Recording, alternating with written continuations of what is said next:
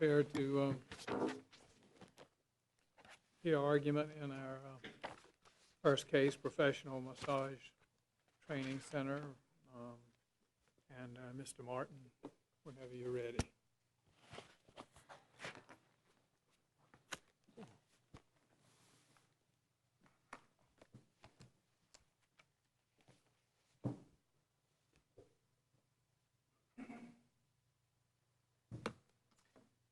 May it please the court, my name is Craig Martin. I represent ACCSC, the appellant in this appeal.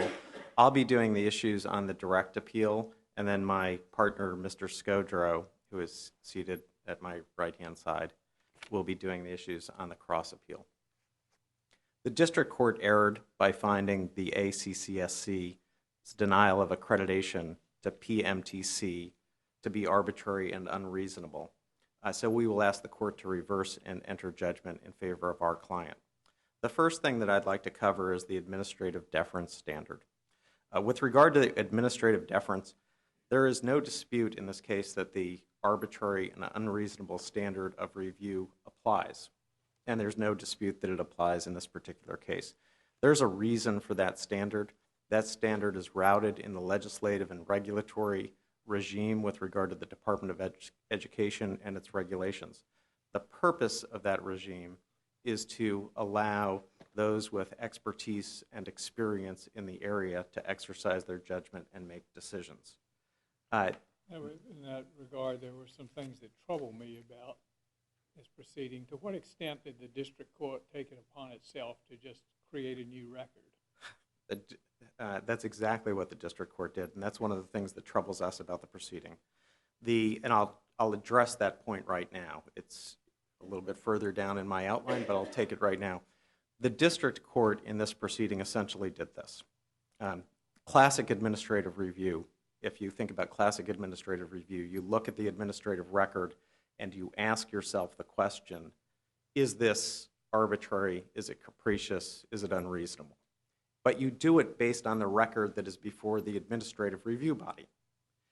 In this case... That's the way the Fifth and Sixth Circuit proceeded, was it not? Correct.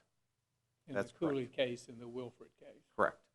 And it is the classic way to proceed with regard to administrative review under ERISA, when you're doing Chevron deference and so forth. Classic way to proceed. What the district court did here is the district court converted what I would say is a one-box administrative review into a 20-box trial record. So the district court actually created its own record and then reviewed its own record to come to its own conclusions. So the district court did not ask itself the question, did not ask the right question. The district court didn't ask the question of, is this arbitrary and unreasonable as the record was presented to the administrative body. So we think the district court... What you said, converted it into a de novo? Essentially converted it into a de novo and essentially asked exactly the wrong question. So the district court engaged in what I would call a reweighing of the evidence. And the easiest place to look at how the district court reweighed the evidence is look at the footnotes in the district court's opinion. The district court, when in footnote 1, 2, and 3, the district court makes commentary on the testimony of the witnesses at trial, and the district court basically interprets the evidence. The district court uses the term, I read that like this. And what troubles me about this, and I find some value in what you're saying, is that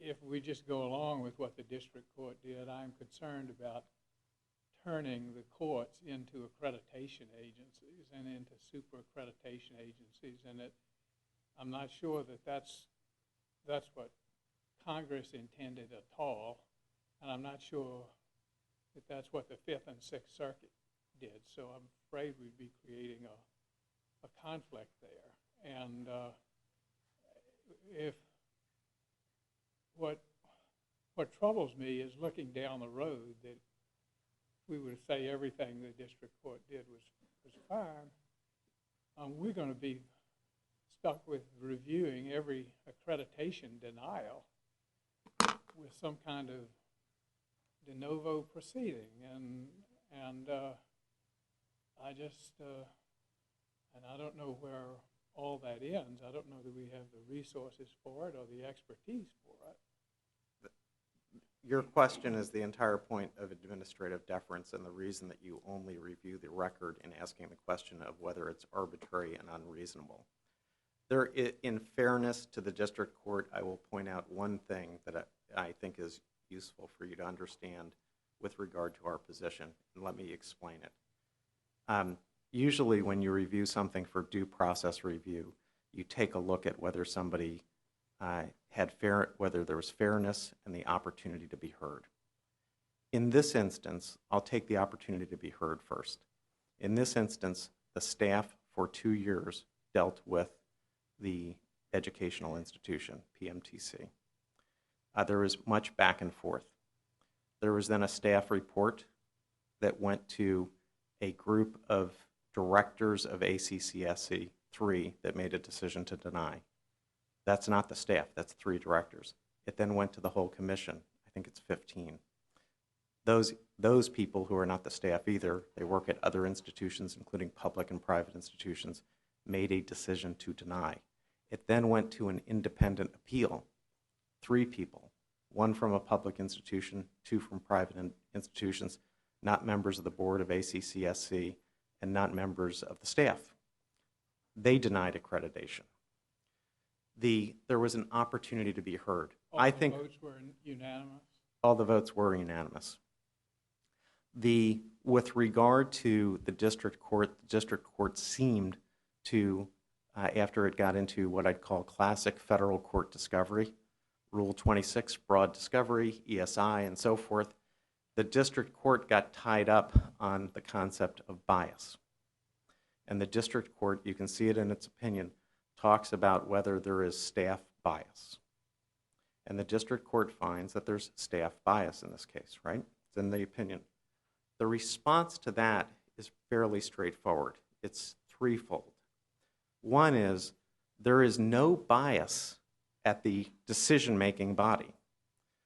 If you take a look at the 3 people who make the final appellate decision at ACCSC, there's no bias with regard to them. There's no evidence of bias, there's no argument of bias, and so forth. And they're not members of the staff. They're not even members of the board of ACCSC. Second, there's no bias that is linked to a decision in this case. There's no bias, there's no evidence of bias with regard to the decision, the final decision of the ACCSC. And the third point is this: the district court essentially comes to the conclusion that because he finds that there is staff bias after he conducts a trial and looks at the credibility of the witnesses and so forth, he finds that there is staff bias, and he then concludes that the decision made by others must be arbitrary and unreasonable. That conclusion, as a matter of law, we think is just wrong. And the reason we think it is wrong is this: bias should mean things like conflict of interest, financial interest, a payoff financially, some kind of racial bias. It's not bias that is intrinsic to the process. It's not bias. In other words, if I came up and did a really bad argument, you may think, well, this guy, I don't like this guy. I'm biased against him. Your clerks may write you a note and say, I didn't like his tie. Although the Techie decision makes somewhat that same point. Correct. At the Supreme Court Correct. level. And the reviewing all the different statements and the staff statements and the like, it seems that some members of the staff found their dealings with MSB to be very difficult and frustrating. I don't know what the source of that was, whether it was a personality difference or frustration at being unable to get information or what have you, but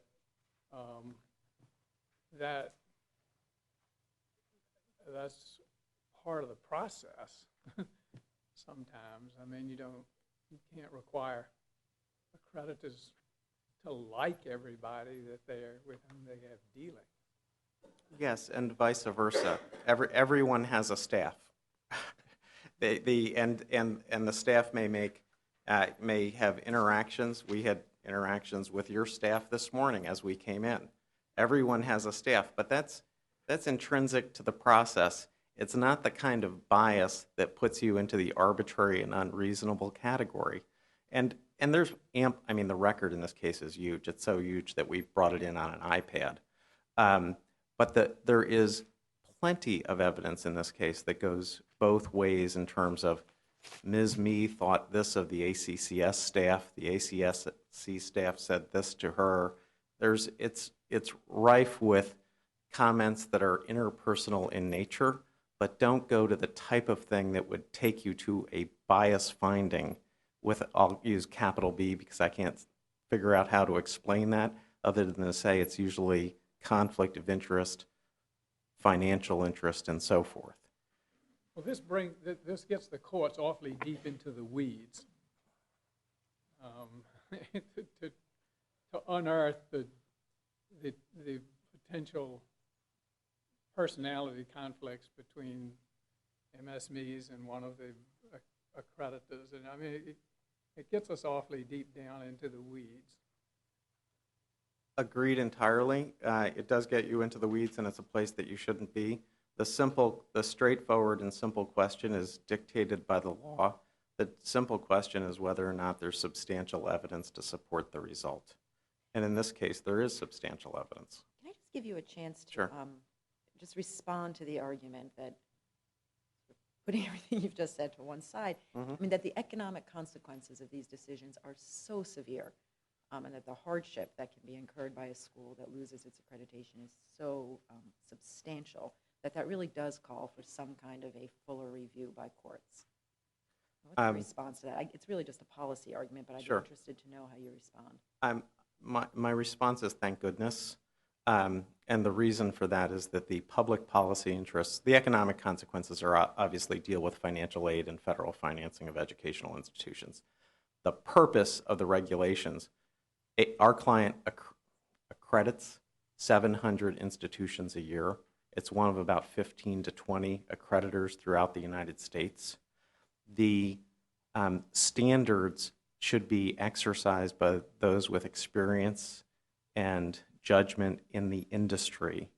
And with all deference to you three, it is better off having it done by those with experience and judgment in the area as opposed to a federal judge who decided to take a foray, with all due respect, into the educational arena for 3 days during a bench trial and made credibility findings about one client versus the other client, called one, was nonchalant, and the other he made inferences in their favor.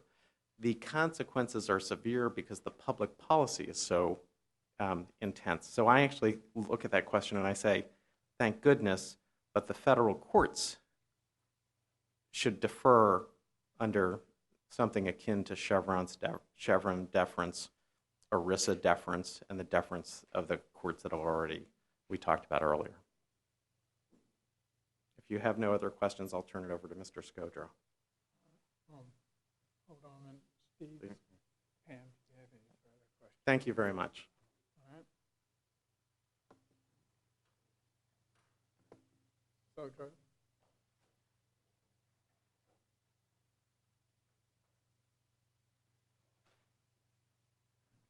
Good morning, and may it please the court. Michael Scodro here on behalf of the defendant as cross appellee. Very briefly, Your Honor, turning to the state law questions. The district court properly rejected plaintiffs' state law issues in this case. And at the threshold, sort of as an initial matter, the state court did so properly because such issues are simply not cognizable in a challenge to an adverse accreditation decision. In 20 U.S.C. 1099 BF in 1992, Congress created exclusive federal jurisdiction for any suit in which the school challenges the denial, withdrawal, or termination of accreditation. As the Seventh Circuit recognized in the Chicago school case in language later embraced by the Sixth Circuit in the Thomas Cooley case, When Congress did that, it follows naturally from Congress's decision that they did not intend to have federal courts deciding state law questions that the state courts themselves were statutorily prohibited from reaching. More than that, it would create discontinuity nationally, which is The grant of jurisdiction would mean something. I mean, why throw it out jurisdictionally? Because there's several of the state law claims. The idea that there's a breach of contract action when there's no contract, and that there's tortious interference when somebody makes a decision that they're empowered under law to make. Those are not substantial claims. I would agree, Your Honor, and that is absolutely an alternative ground on which to affirm the judgment here following the district court's reasoning. The question of common law due process, why not just confront it on the merits and talk about all the process that was afforded? I'm wondering if the jurisdictional issue that you're pressing isn't a bit more treacherous than simply disposing of the claims on the merits. Sure. So let me briefly turn to that. I'll just conclude on the preemption to note that the Sixth and the Seventh Circuits have both embraced this limit on federal jurisdiction, that state law claims are not cognizable as part of these suits. Beyond that, I would just note that What while are cognizable? It's sort of an odd duck because the Higher Education Act doesn't afford a private right of action. right. And so you say, well, it shouldn't be in court. But on the other hand, there is a jurisdictional grant. And Right. I haven't seen this too often where there's no Right. no private cause of action under the organic statute. Right. And yet there is a jurisdictional grant. Mm-hmm. And I think maybe the answer is it may not be jurisdictionally wrong, but common law due process, it's not it's not real terra firma Right. for a federal court to plant its feet. Right. I would note that looking at the history of the common law due process cases in this context, they long predate Congress's decision in '92 to grant exclusive jurisdiction to the federal courts in the 1099-F statute. And so there was a pre-existing federal right, consistent with the idea that in granting that exclusive jurisdiction, the Congress didn't contemplate that there would be these ancillary or supplemental state claims making their way into the mix as well. And I would just, on a very brief final note, I would add that the College Loan Court, by this decision by this court, that's relied upon by the plaintiffs for the proposition that this court has already held to the contrary, that this court has already split with the Sixth and the Seventh Circuits. That's simply incorrect. The College Loan Court case dealt with a very different part of the Higher Education Act. It was the Federal Family Education Loan Program. It was two lenders, one suing the other. There was no exclusive grant of federal jurisdiction. And to Your Honor's point, the court there, frankly, was concerned, openly concerned, that in the absence of a state law claim and the absence of a private cause of action under the HEA, there would be no remedy for an aggrieved lender under the circumstances presented in that case. So I think that case is easily set to one side. I know you want to move on to the merits of the state law claim, but I also find this part of the case the most perplexing. Because if we're applying so the common law due process, that's federal common law. It is, Your Honor. And there has to be a reason why federal courts get to make federal common law. And isn't that usually that state law won't do? There's some reason why we have to apply federal common law and not look to state law. So once we've decided we're applying federal common law, doesn't it sort of follow that the state law is preemptive or there's no cause of action under state law?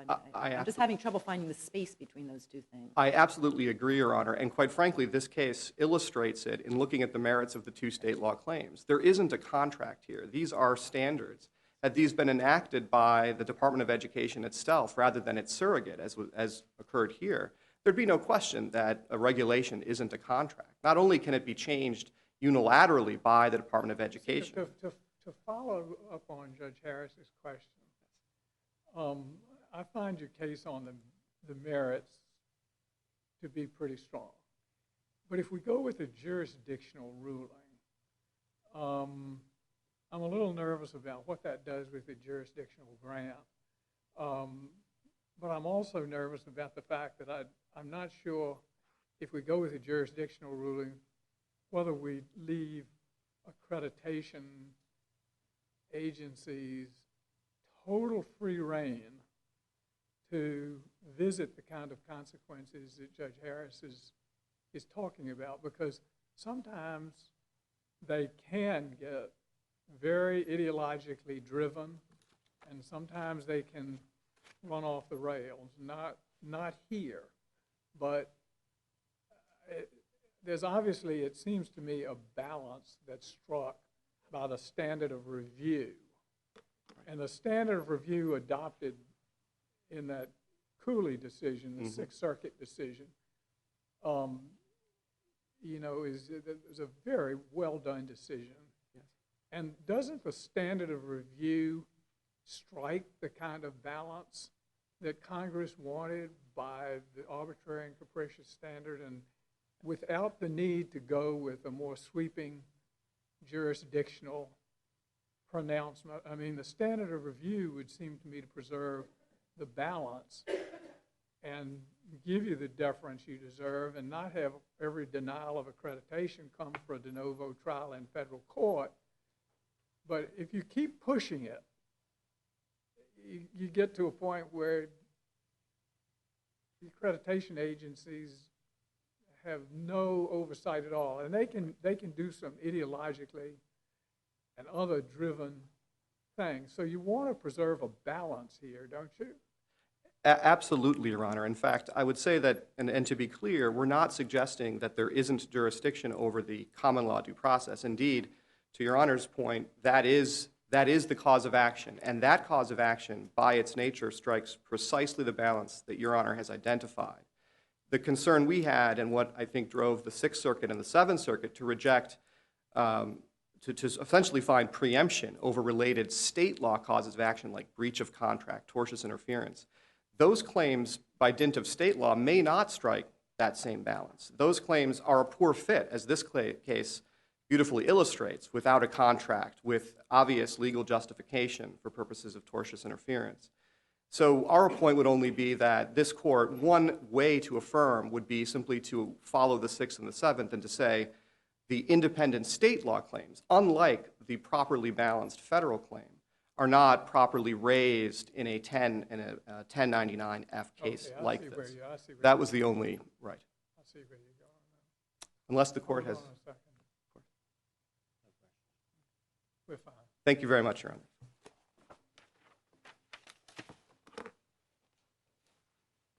Mr. Hopper, we're happy to hear from you. Thank you, Your Honor. May it please the court, my name is Matthew Hoppick. I represent Professional Massage Training Center. I'd like to start with the question about the economic impact of decisions by accreditation agencies that's raised by Judge Harris.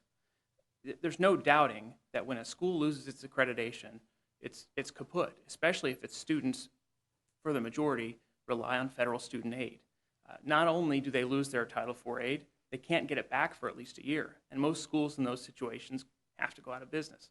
The problem here is when you peel back the curtain and you find evidence of stark bias that, as Judge O'Grady found, has so clearly infected the actual record so that the commissioners didn't even get to look at what the record ought to have been, how do you do substantial evidence review?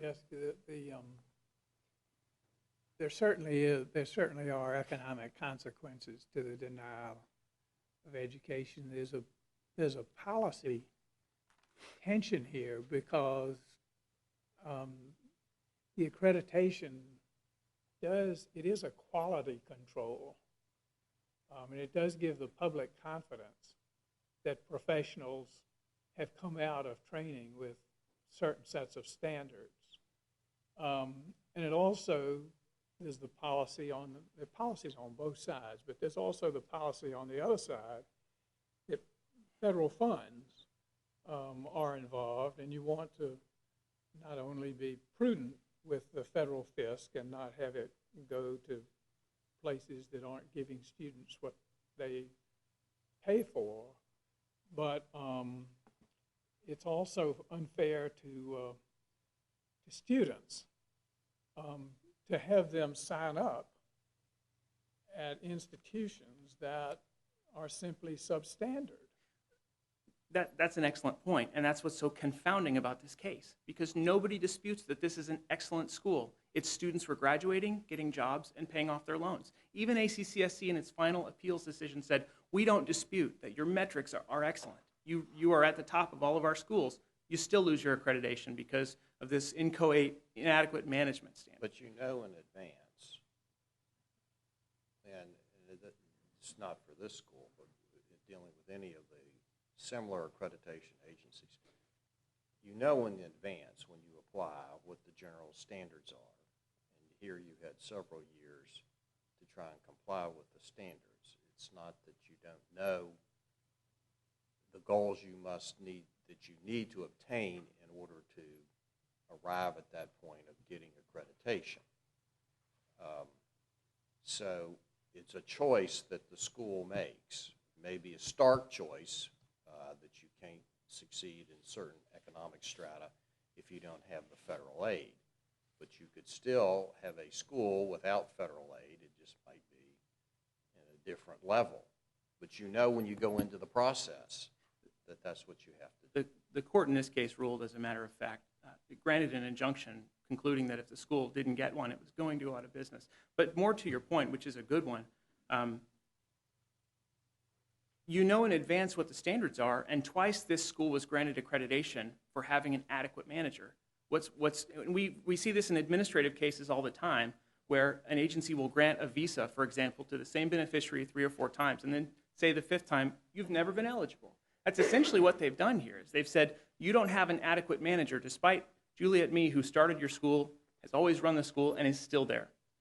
I want to get to one of the first questions Judge Wilkinson asked, which I think would trouble any judiciary if we were opening the doors to every accreditation case becoming a de novo trial. What's important in this case, if you look at the record, is that ACCSC welcomed this process. They served discovery requests first. They participated in a trial, and nobody objected to Judge O'Grady conducting a trial, letting witnesses testify, hiring experts. So I don't think this is the right vehicle for the court to rule that the process was inadequate, because ACCSC asked for this process, as did we. The second point is... But the question is whether the accrediting agency followed due process. Was there a denial of due process on the part of the agency? I think we can limit the holding in this case to this. If a plaintiff pleads bias, if they plead that they have sufficient facts, Rule 11 acts as a check, they plead that bias has so infected either the outcome or the record, then there's no reason the court shouldn't be able to allow the parties to conduct discovery into bias. Otherwise, how does the court ever figure out if the staff are pulling the strings behind, which essentially is what this record showed? The difficulty is the finding of bias can bleed into the accreditors having a negative view of the educational program of the institution. I agree completely, and that's really what the trial evidence here showed. Commissioner Alan Sharp testified that the commission only talked about the school's library. But if you look at the written decision of the commission, it talks about all these other issues that we know from discovery and from their emails. The staff wrote that decision, and the staff came up with those reasons. Now, the school comes to court and says, we think this decision isn't supported by substantial evidence. But again, I ask, how do you do substantial evidence review when the agency didn't even issue that opinion? It's like a court having a court clerk. You got written opinions from both the independent review board and the initial panel? We did, but the process showed that the staff wrote those opinions. The commissioners didn't even come up with the reasons for the opinions. So again, the question is, and not only that, the commissioners weren't shown the entire record. At least 2 binders of documents were given to staff members that had been requested by the commission. A staff member took those to her house and didn't show them to the commission. A Senate staff member writes a committee report, and the senators don't you say that's biased because the staff wrote the committee report? That's not and the bias. senators didn't look at it? It allows bias to creep into the judgment. And the Senate is not a judiciary like the court is. It would be like the court allowing its law clerks to write an opinion. Essentially, it would be like a law clerk coming to the court with half of the record and saying, Your Honor, I don't think, here's half of the record. I don't think the plaintiff has met her burden. Counsel, isn't it, I should try to follow your analogy, but like a court, right, didn't this agency have procedures for getting documents? You were supposed to submit them by email, and that's how they would get them? I mean, isn't it more like someone on a corner hands one of my law clerks a case and says, hey, show this to your judge, and then she doesn't? That's what it seems more like to me, right? There was a formal process for getting documents to the agency, and this binder thing was outside that process. It right? wasn't, because in the team report that said, we're coming to your school, it said, prepare records for the team to look at.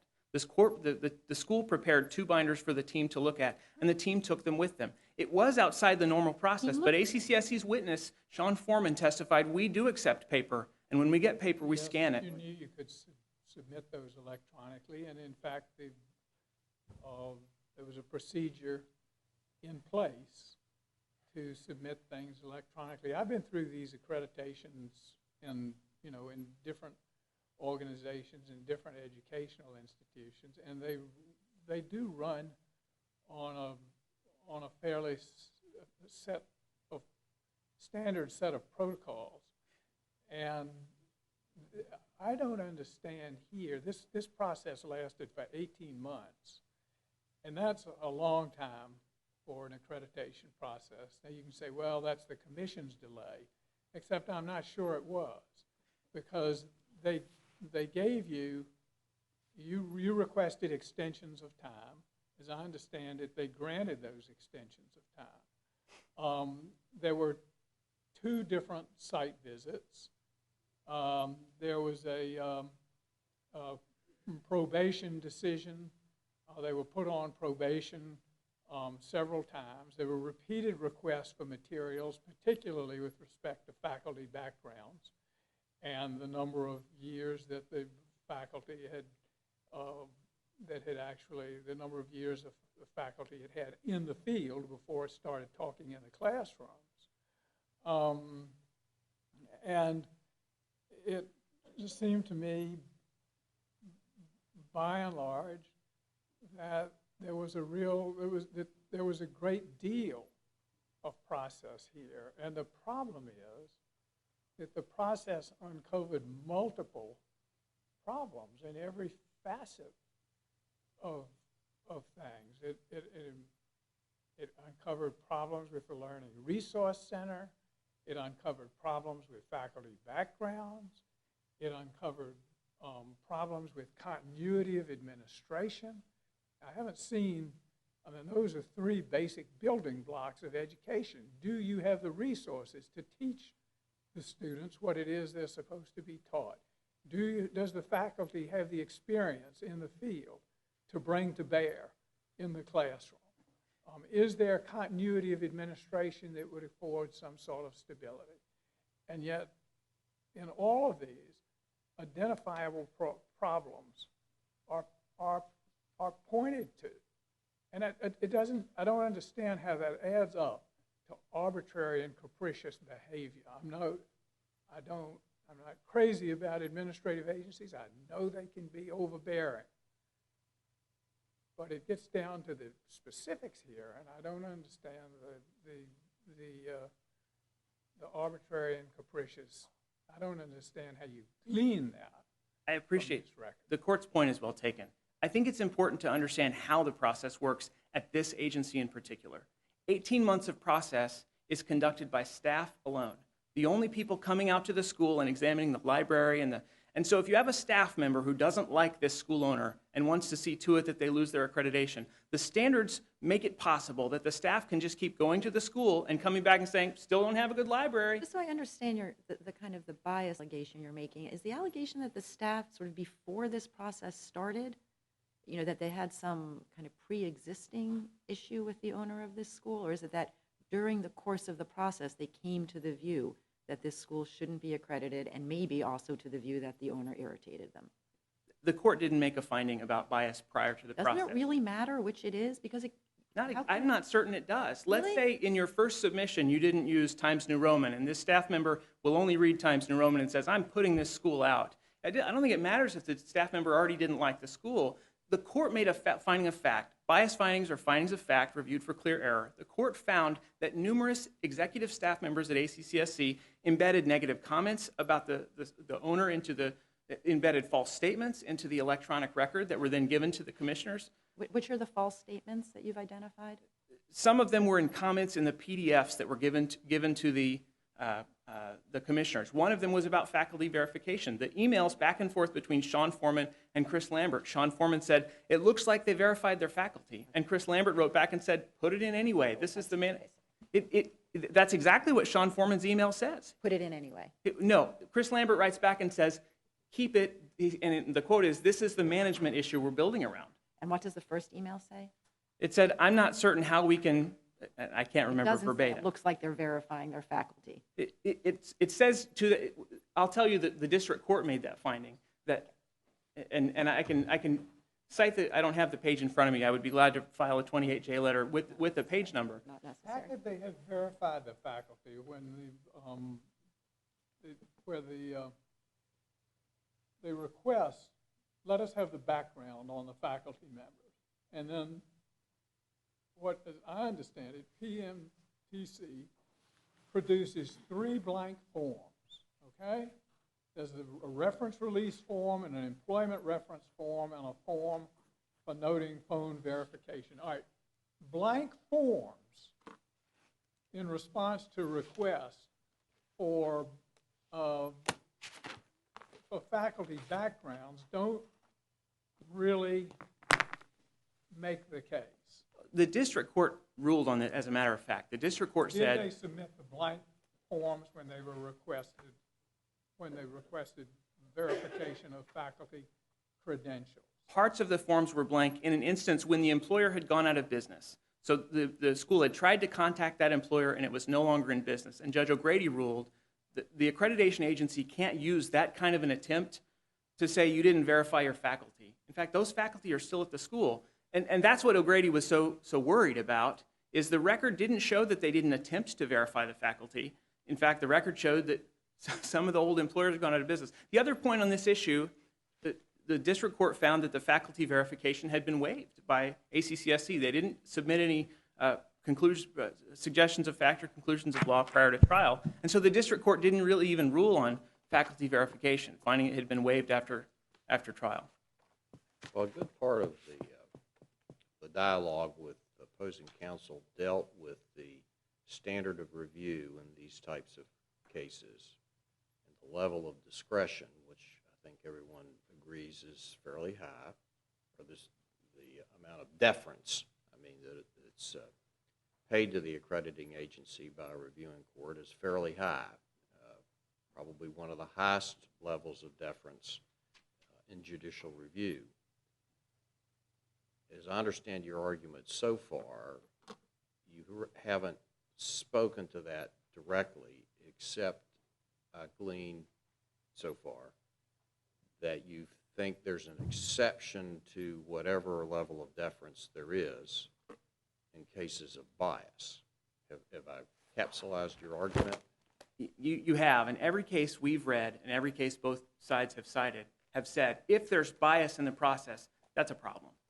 I don't know of a case or any court that said bias can be overlooked or that it's not significant to the process. I think courts have identified three standards. Is your opposing counsel incorrect in reciting that there were no allegations of bias on behalf of the actual decision makers? Yes, the decision makers weren't biased. The problem that the district court identified is that they didn't collect the record themselves. They were given it to them by the staff.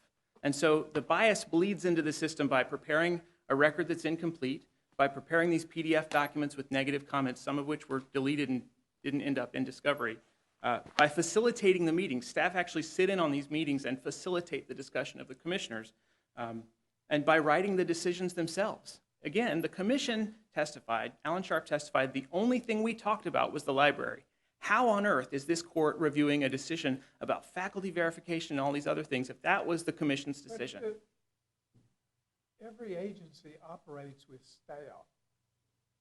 And I don't see how an agency goes without staff. The problem I have is if this is staff bias, we're overturning the whole process, because in every instance where there is staff and it has qualms about the institution and it has reservations about the institution and it submits a negative report, then we're going to have a trial and we're going to have allegations of staff bias. I agree. But every institution, including this one, has checks. So the staff can't just issue the opinion, write it, and send it out. But if you look at the record, and as Judge O'Grady found, the staff wrote the opinion and sent it out, and no commissioner even reviewed it. And then the ACCSC attorney wrote the appeal decision and sent it out, and no commissioner reviewed it. So again, if the staff aren't checked and the staff harbor a palpable bias, as the trial court found here, bias can bleed in. It's not going to happen here, obviously, because your law clerks don't issue your decisions and sign your name. But that's essentially what happened at ACCSC. And the reason that a fuller, more fulsome trial needed to happen. But the problems they found with the institution are backed by facts. The district court, they're backed by specifics. the district court found that they weren't. The And question is whether the district court ought to be conducting a de novo trial in the first place, or whether it should have gone with the administrative record. The problem is it conducted a trial, it supplemented the record, there were all kinds of additions brought to it through discovery and testimony, and then it was remedially aggressive. Not only was a substantial amount awarded in damages, but the district court accredited the school. when we say it's backed by facts, I think it's significant to understand what that means. The facts and the fact finder at ACCSC are the staff. And both commissioners we deposed testified we rely on the reports they prepare as the facts. So if Lisa Miles, who prepares both reports, testifies in her deposition she doesn't like the school or its owner. Well, what agency doesn't rely on an investigator to find facts? Take the National Labor Relations Board. They have an investigator out in the field who investigates the conduct of an election, or who investigates management conduct with respect to a union, for example, or you have a safety commissioner from the Occupational Safety and Health Board who goes out into the field and examines safety practices in a particular factory or plant. That person, their staff, okay, they make findings based on on-site visits. They report back to the commission, and the commission makes a decision. But there are, to call this process in some way incorrect is troubling to me, because every time you would have an agency which uses staff to make on-site visits, and the staff reports from an on-site visit in a negative way, if that's biased and that's incorrupt, I mean, that's a tsunami in terms of administrative law. I see that I'm out of time. May I answer your question? I'll always give you the last word. Thank you.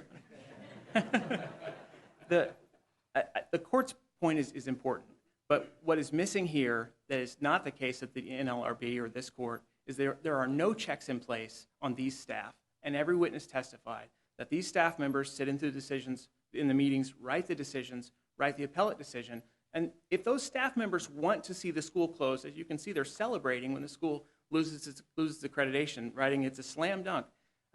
It's a significant problem, and it's not a problem that's going to happen in every case or even most cases. We've never seen a district court make a finding of fact that actual bias existed.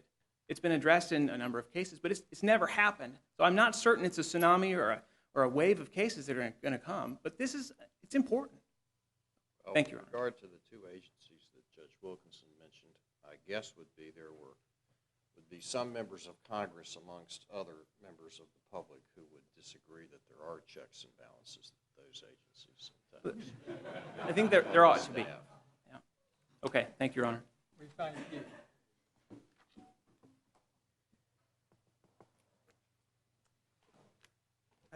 Your Honors, we ran overtime earlier, so I'll be very brief and then answer any questions. The key point, I think, is that that I just want to bring you back to is notice and an opportunity to be heard.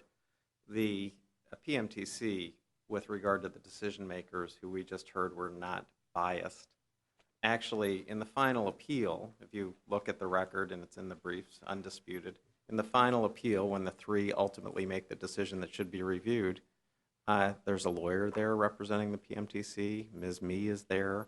They have the opportunity to do whatever they want. They can submit whatever evidence they want, do whatever they want. If they wanted to argue bias, they could have argued it then. They could do whatever they want. And if they wanted to make a proffer of evidence that wasn't going to be admitted, they could have done it then too. The second thing I just want to clarify is when you talk about staff visits going out to the campuses, the record will show that it's not only staff, it's also volunteers. So it's not just staff, it's independent volunteers. There's a couple of other points I could make, but I would answer any questions you have, and then I'll sit down. Yeah, I remember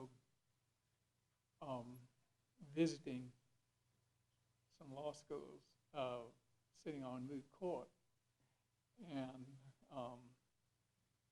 they were being visited by the accreditors, and they were, they didn't like it, they said, "Gosh, I'd rather the auditors come here than the accreditors." And but they got the documents together and everything, and at the end of the day, the school was accredited, as the vast majority are. And the schools, in retrospect, did feel, not at the time when they were going through it, but often in retrospect, that it was a very worthwhile process because it made them get their act together, and it made them, it reinforced a process of reflection and self-examination, and it sets standards that they wanted to meet and improve the school and everything. I mean, sometimes quality controls are not much fun, but they serve their purposes by and large, even though in particular instances they are subject to abuse. But at any rate, We hate site checking, but we do it anyway. thank you for letting me ramble on. Thank you, Your Honor. Thank you, In Your Honor. that way, I appreciate it. We will come down and recounsel, and we move into our next case.